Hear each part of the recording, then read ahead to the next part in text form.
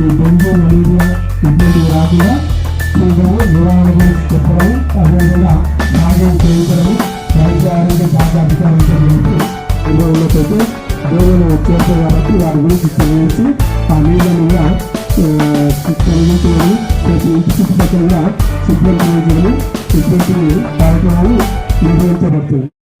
తట్టుకునే విధంగా ఒక బ్రహ్మాండమైన కార్యక్రమం స్వచ్ఛదనం పచ్చదనం అనే కార్యక్రమం మొదలు పెట్టడం జరిగింది.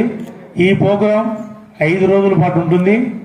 ఈ ప్రోగ్రాంలో రోజు ఒక కార్యక్రమం, అంటే పట్టణాలు గ్రామాలు అన్నీ పరిశుభ్రంగా ఉండాలా, ఆరోగ్య రీతికి అయితే అన్ని రకాలుగా స్వచ్ఛందంగా ఇది డ్రైనేజ్ వ్యవస్థ కావచ్చు, స్కూల్స్లలో ఇట్లా చెట్లు నాటడం కావచ్చు, గ్రామ పంచాయతీ ఆఫీసు కావచ్చు, మిగతా తదితర ఆఫీసులు కావచ్చు, అలాగే గ్రామంలో కూడా ఈ చెట్లు పెంచుకుంటే చాలా మంచి వాతావరణం ఏర్పడుతుందనే ఉద్దేశంతో ఈ 5 రోజులు గ్రామాలు పట్టణాలు అన్ని కార్యక్రమాలలో కూడా స్వచ్ఛదనం పచ్చదనం అనే కార్యక్రమానికి మొదలుపెట్టారు.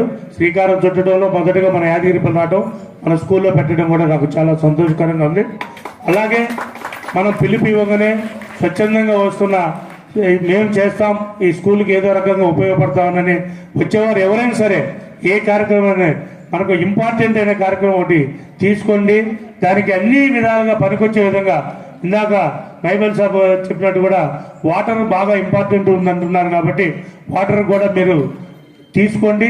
ఎందుకనంటే వాళ్ళు చేసే సేవా కార్యక్రమాలు కొంచెం పెద్దోళ్ళు వస్తున్నారు కాబట్టి మన చిన్న అనేవి కాకుండా ముందు మనకు వ్యవస్థకి ఏమవుతారమో స్కూల్కి ఏమవుతారమో అలాంటి ఇంపార్టెన్స్ మనకు కంపల్సరీ తీసుకొని ఈ కార్యక్రమం ఈ 5 రోజులు అందరూ కలిసి పిల్లలు తల్లిదండ్రులు గ్రామ పెద్దలు అలాగే అందరూ కలిసి మనం ఈ కార్యక్రమాలు కనుక మంచి చేస్తే ప్రభుత్వానికి మనకు గ్రామానికి పట్టణానికి అన్ని మంచి పేరు వస్తుంది.